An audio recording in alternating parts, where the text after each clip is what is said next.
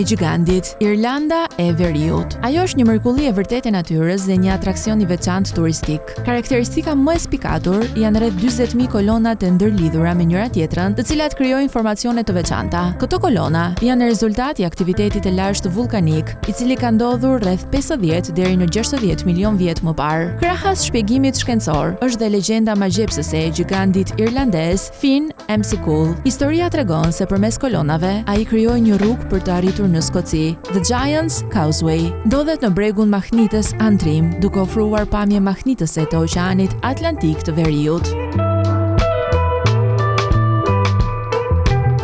Lumi magjepsor filipine, i fshehur në xhunglat e Mindanaos, ky lum ka ujë tepër të pastër me ngjyrë blu. Burimi i tij është ende i panjohur, diku midis shpellash nën-toksore, duke e bërë gjithçka akoma dhe më misterioze.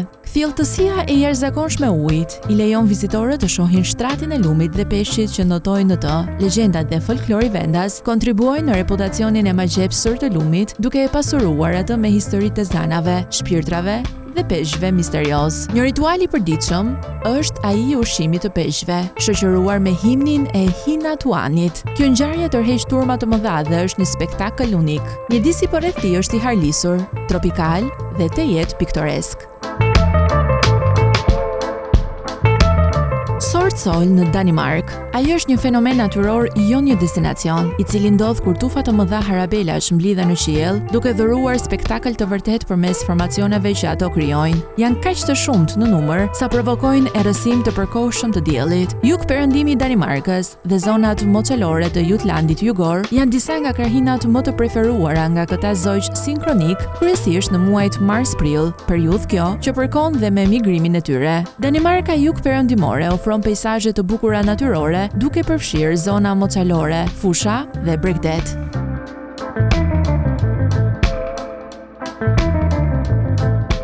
Waterholes Canyon në Arizona në Shtetet e Bashkuara të Amerikës. Waterholes Canyon ofron përvoja të veçanta me maje të mprehta dhe të dhëmbëzuara prej guri gëlqëror që dominojnë peizazhin.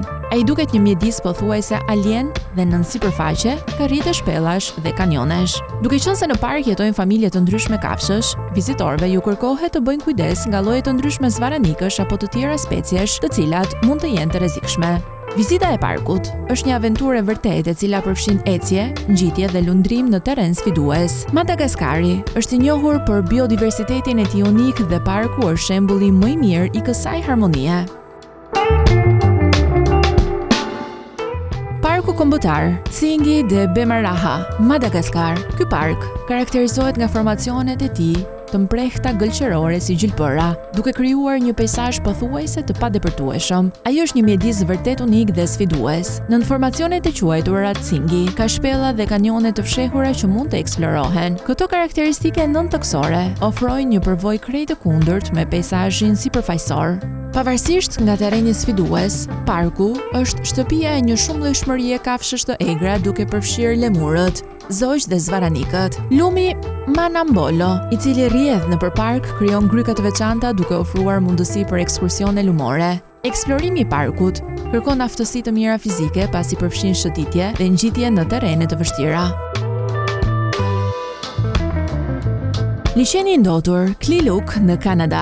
I vendosur në Kolumbin Britanike, ky liçen është i njohur për pamjen e tij unike dhe njollat karakteristike të cilat janë depozita minerale dhe që bëhen të dukshme, ndërsa uji avullon gjatë verës. Ngjyrat e ndryshme të njollave, duke filluar nga e bardha në të verdhë në blu, janë për shkak të përbërjeve të ndryshme minerale në çdo grop. Për popullin, Silk Okanagan është ai vend i shenjtë me një histori të gjatë përdorimi tradicional për qëllime shëruese dhe mjekësore. Peizazhi i tij unik e bën liçenin e Spotted një destinacion popullor për vizitorë të shumtë nga e gjithë bota. Për shkak të statusit të tij të veçantë dhe ndjeshmërisë mjedisore, vizitorëve u kërkohet të vëzhgojnë liçenin nga vende të caktuara dhe të shmangin shkeljen brenda një perimetri të caktuar.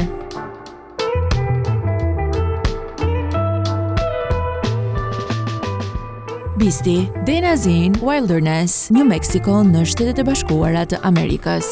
Ky peizazh duket i një bote tjetër dhe përmban formacione të çuditshme shkëmbore, maja dhe kapuç, të skalitur nga erozioni gjatë mijë vjeçarve. Vizita në të është ëndra e çdo fotografi dhe sfidë për alpinistët. Shkretëtir Rabisti është një destinacion vërtet unik dhe zona është e famshme për formacionet e saj shkëmbore të çuditshme dhe magjepsëse, të njohura si Hodo. Shkretëtira është një thesar fosilesh që ofron një vështrim në të kaluarën parahistorike të zonës, e njohur gjithashtu për gjetjet e rëndësishme paleontologjike, duke përfshirë fosilet e dinozaurëve. Për shkak të vendodhjes së saj të largët dhe mungesës së ndotjes nga drita, zona ofron mundësi të jashtëzakonshme për shikimin e yjeve.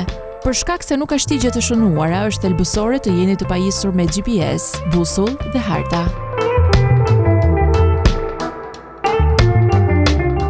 Parku kombëtar Gunung Mulu në Malezi, pjesë e trashëgimisë botërore të UNESCO-s. Ky park krenohet me formacione të jashtëzakonshme karstike gëlqërore dhe sisteme të gjera shpellash, duke përfshirë hapësirën masive të Sarawak. Parku është një thesar i vërtetë i mrekullive natyrore dhe disa nga atraksionet kryesore janë shpella e Drerit, dhoma e Sarawak, shpella Clearwater, shpella e Erës, Mulu Canopy, Skywalk, eksplorimi i pyjeve të shiut dhe biodiversiteti karakteristik i cili është kudo i pranishëm.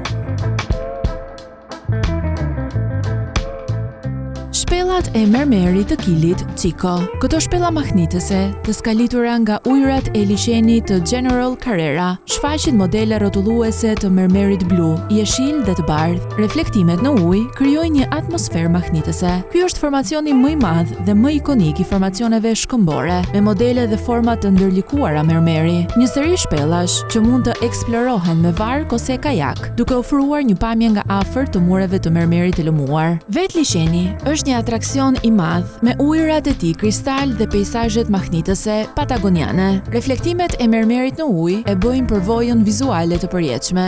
Nga qyteti i Coyhaique ofrohen ture njëditore të cilat përfshin transportin për në Puerto Rio Tranquilo dhe një turne me varg në përshpella. Koha më e mirë për ta vizituar është gjatë muajve të ngrohtë pranverë dhe verë, ku moti është më i qëndrueshëm.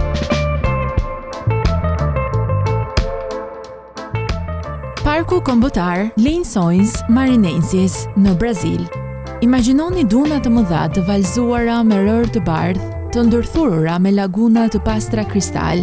Ky peizazh surreal është një mrekulli sezonale me laguna që mbushen përgjatë sezonit të shirave. Ky park kombëtar është një destinacion vërtet unik dhe peizazhi është surreal. Ai karakterizohet nga një kontrast magnitës midis ujit dhe rërës, zakonisht nga maj deri në shtator. Gjatë stinës së thatë, disa nga lagunat avullohen, por peizazhi mbetet mbreslënës. Pavarësisht pamjes së tij si shkretëtir, parku mbështet një ekosistem të larmishëm, duke përfshirë disa këneta dhe lloje të ndryshme peshqish, breshkash dhe gaforresh që punojnë në të.